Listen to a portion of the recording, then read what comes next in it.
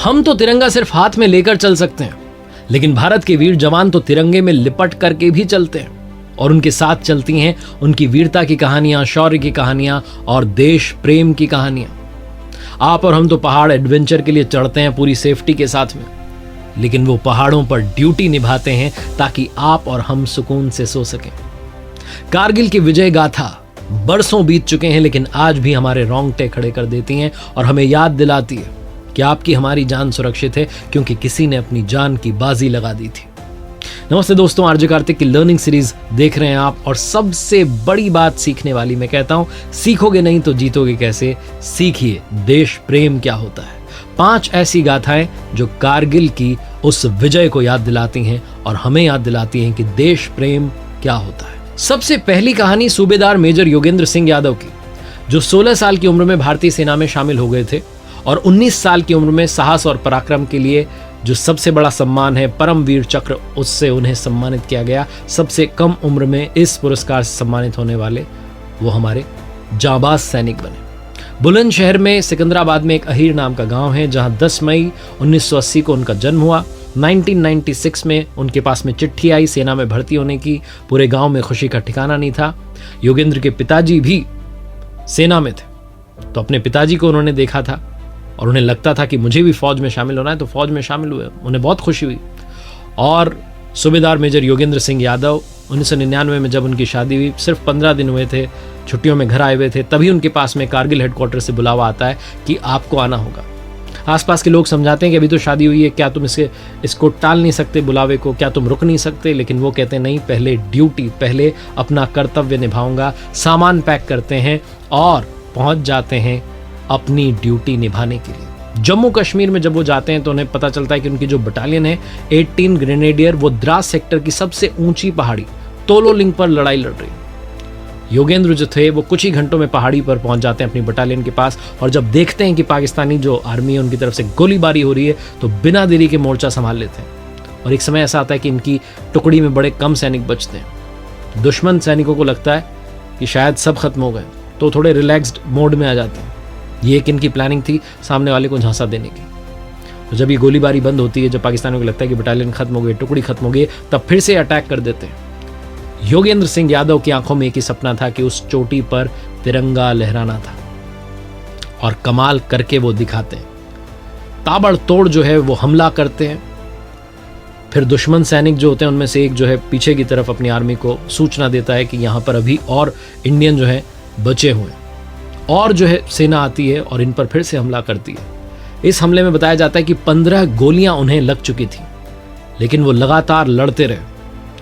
और इनफैक्ट नीचे वालों को लगा कि शायद वो शहीद हो चुके हैं, लेकिन वो पहाड़ी पर से खिसकते हुए नीचे आए और अपनी बटालियन को पूरी सूचना दी कि वहाँ चोटी पर कितने सैनिक हैं, क्या लोकेशन है। जब उन्हें अस्पताल ले जाया जा रहा था तब भी वो लोकेशन और सारी जानकारी अपने सीनियर्स को दे रहे थे। ये योगेंद्र सिंह यादव की वीरता का कमाल था कि भारत ने टाइगर हिल्स पर तिरंगा लहरा दिया था। दूसरी कहानी है कमांडो दिगेंद्र सिंह की। राजस्थान में सीकर जिले की नीमका थाना तहसील के गांव में इनका जन्म हुआ। इनके जो फादर थे वो भी भारतीय सेना में शामिल रहे। 1947-48 के युद्ध में उनके जबड़े में 11 गोलियां लगी थी। उनके पिता का नाम था शिवदान सिंह जी। अपने पिता के नक्शे कदम पर चलते हुए दिगेंद्र भी भारतीय सेना में शामिल हो गए। 2 राजपुताना राइफल्स में ये शामिल हुए थे। अलग अलग जगहों पर इनकी पोस्टिंग रही थी। जब कारगिल में युद्ध छिड़ा तो इनकी यूनिट को कहा गया कि 24 घंटे में आपको कुपवाड़ा जो है पहुंचना है और फिर जो है मोर्चा संभालने के लिए तैयार रहना है। इनको जो जिम्मेदारी मिली थी वो मिली थी द्रास सेक्टर की तोलोलिंग की जो पहाड़ियां थी उनकी बर्फीली चोटियों को दुश्मन सेना से मुक्त करवाने की। और ये एक ऐसी जगह थी जहां हमारी जो भारतीय फौज की 3 यूनिट थी वो फेल हो चुकी थी।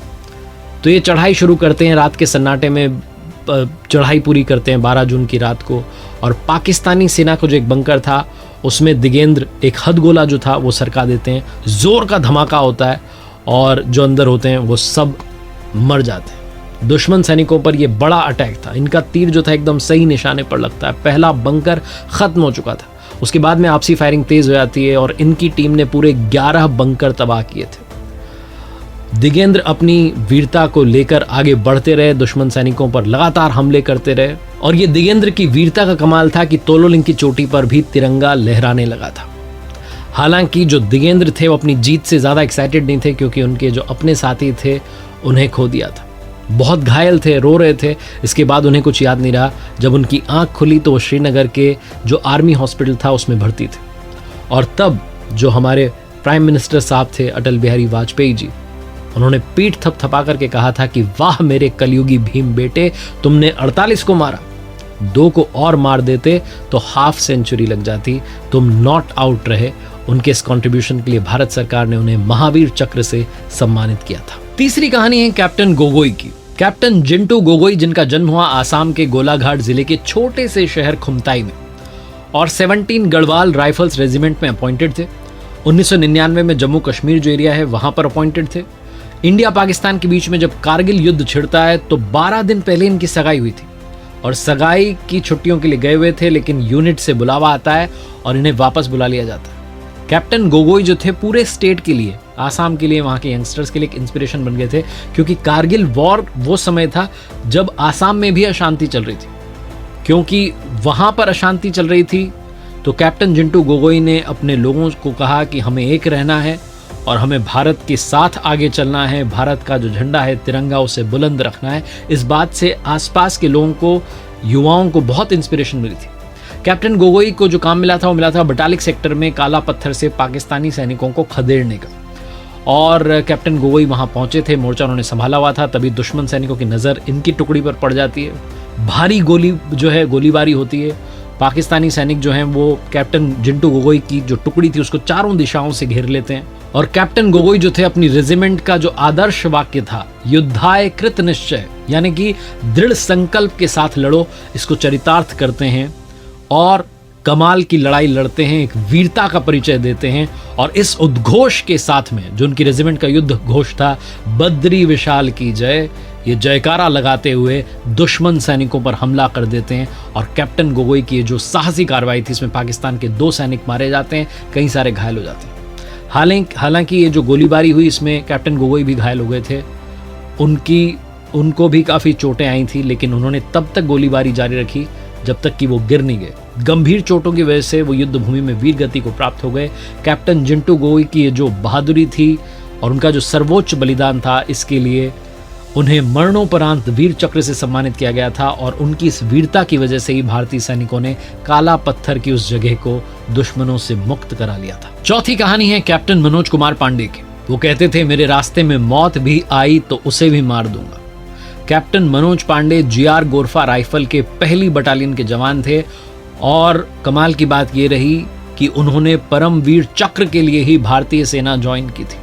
जब NDA का इंटरव्यू हो रहा था, उनसे पूछा गया कि आप आर्मी क्यों ज्वाइन करना चाहते हैं, तो उन्होंने कहा परमवीर चक्र के लिए। और उनके इस जवाब से वहां जितने लोग बैठे थे सब शॉक्ड थे, क्योंकि परमवीर चक्र जो है मरणोपरांत दिया जाता है। और मनोज पांडे साहब ने कहा कि मुझे मालूम है कि मरणोपरांत दिया जाता है, लेकिन मैं इसे जीते जी पाना चाहूंगा।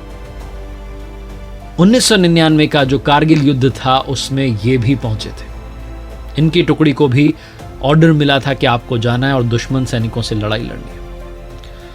एक पर्सनल डायरी ये लिखते थे जिसमें उन्होंने लिखा कि अगर मेरे फर्ज के रास्ते में मौत आती है तो मैं कसम खाता हूं कि उस मौत को हरा दूंगा। 24 साल की उम्र में शहीद हो गए थे और इन्होंने अपनी मां से वादा किया था कि 25वें बर्थडे पर जरूर आऊंगा।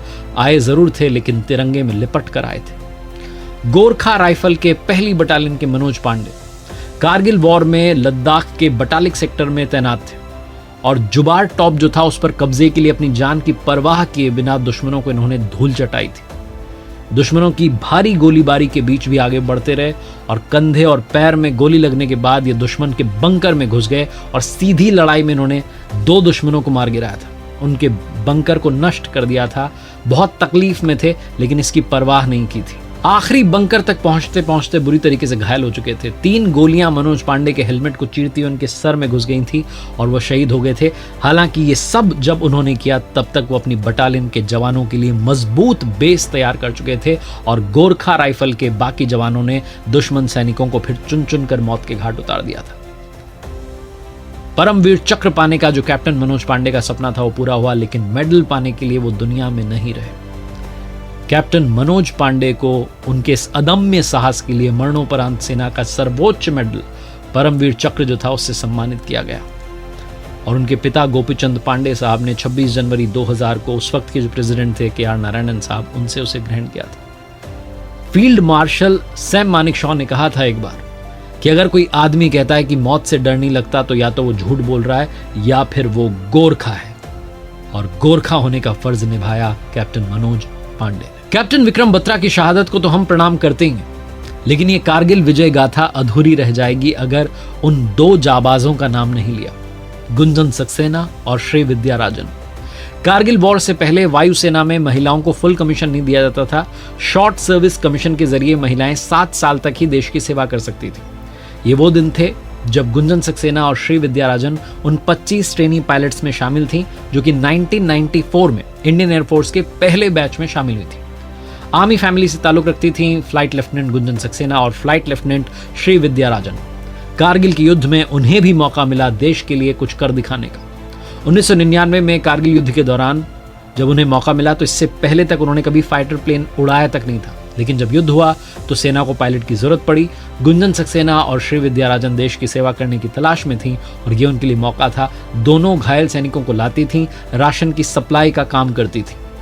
सबसे जो इंपॉर्टेंट एरिया था जहां वॉर जोन था उसमें पाकिस्तानी पोजीशन पर निगाह रखने की जिम्मेदारी इनको मिली थी और ऐसे इलाके में उड़ान भरती थी जहां से वो पाकिस्तानी मिसाइल्स की जो है रडार में भी आ सकती थी, लेकिन डरी नहीं। और इस मिशन के लिए जो छोटा चीता हेलीकॉप्टर था उसके जरिए भी उन्होंने वॉर जोन में उड़ान भरी। ना तो उनके पास में ज़्यादा लड़ने के लिए सामान थे, ना मिसाइलों से भिड़ने के लिए, उनका सामना करने के लिए क्षमतावान हेलीकॉप्टर थे, लेकिन तब भी उन्होंने जान की परवाह किए बिना देश प्रेम को आगे रखा, उड़ान भरी और अपने मिशन को अंजाम तक पहुंचाया।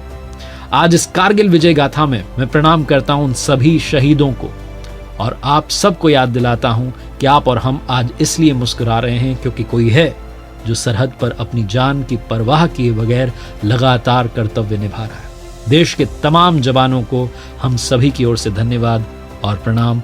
भारत माता की जय।